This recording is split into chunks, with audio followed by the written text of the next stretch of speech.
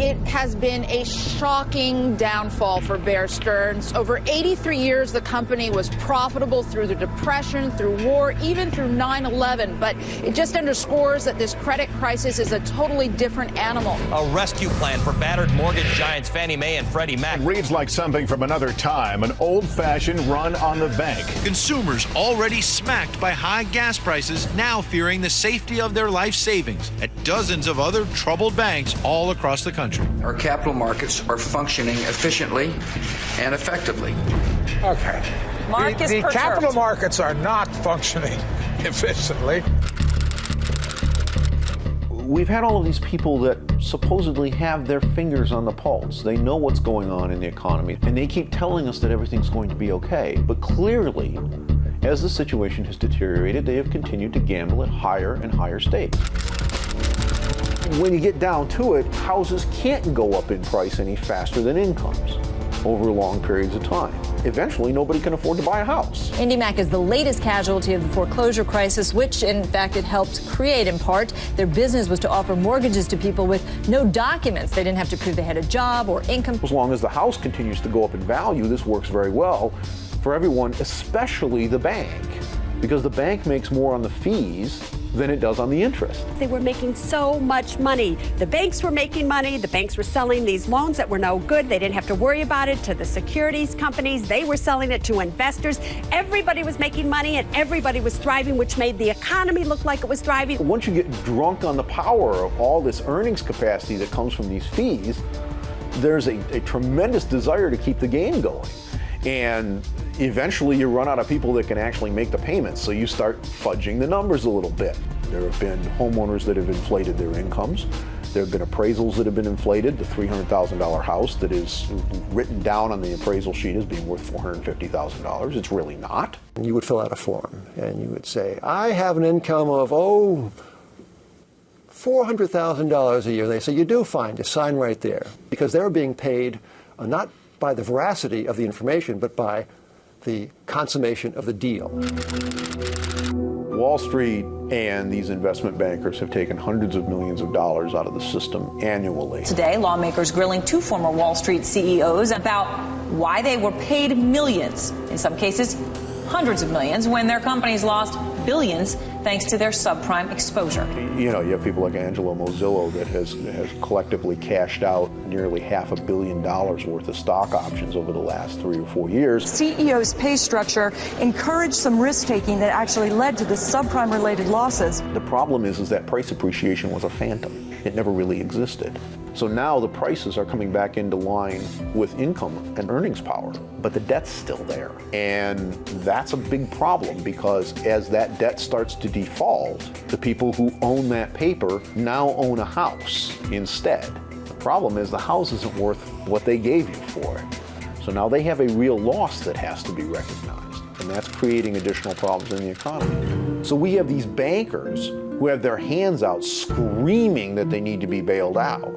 They've taken all of this money out of the system and pocketed it, and now that it turns out that they actually ripped people off, they have the gall to come out and ask us as American citizens to take on the bill to make sure that they don't go out of business. In New York today, two former managers for Bear Stearns were arrested on fraud charges, accused of duping their investors into funneling more than $1 billion into hedge funds the brokers knew were failing. In an indictment, the government points to an April 2007 email between the two managers, in which Matthew Tannen urged Ralph Ciaffi to close the funds, saying the subprime market looks pretty damn ugly. But just 3 days later on a conference call, Tannen reassured fund investors, saying we're very comfortable with exactly where we are. We have about $2.5 trillion worth of credit losses that need to be taken in the U.S. That loss has to be taken by somebody. It can't be avoided. You can't make it not happen. It's real.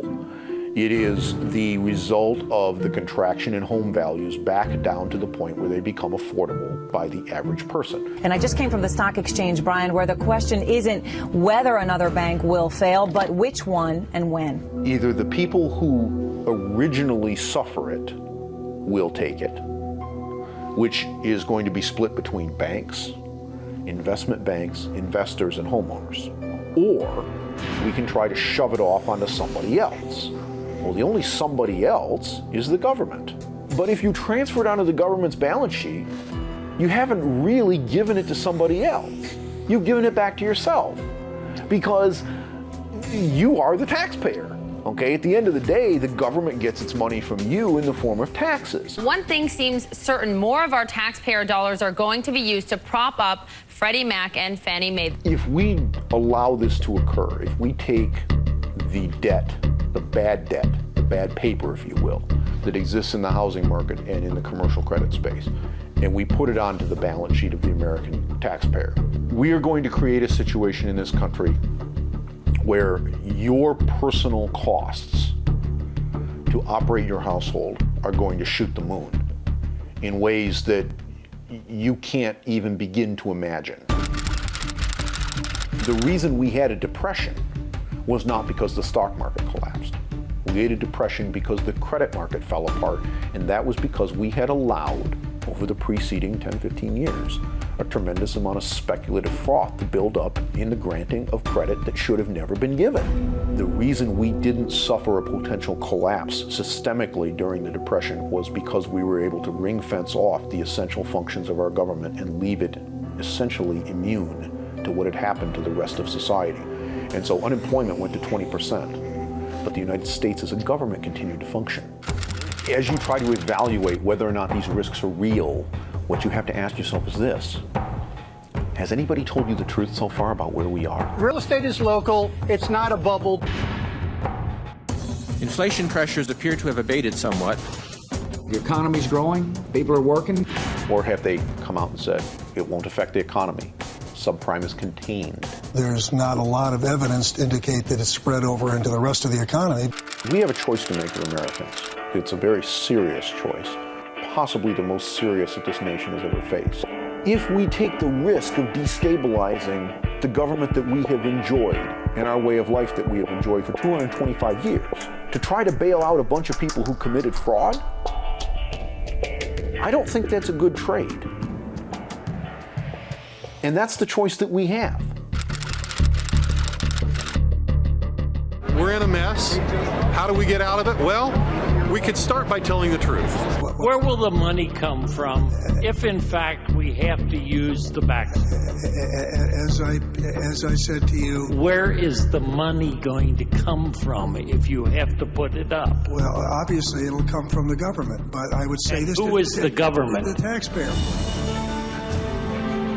Situations are never hopeless. We have options as Americans. You know, if everyone's quiet, then you don't realize that there's a lot of other people out there that share your views. I got up about 3 o'clock this morning to come down here and make sure that my voice was heard. I'm sick and tired of the government putting me further and further in debt.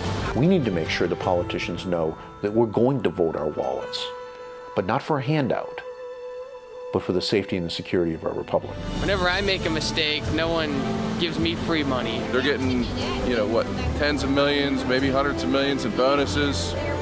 They can pay some of this. Leave the taxpayers alone. We need to tell Congress that regardless of what kind of screaming comes from various areas of the corporate sector, we can't afford to give the money away. Our money is worth half of what it was 6 years ago. And our kids are going to pay the bill. Our kids, ultimately, they're going to, every dollar they make is basically going to go to paying off this debt. So here's the challenge to you today. Call your congressmen, call your senators, tell them no expenditure of public funds of any kind in an attempt to stop what is going on in this country with the housing market. That means no bailout bill that is currently going through Congress and has come out of the House of Representatives. It means no more stimulus checks.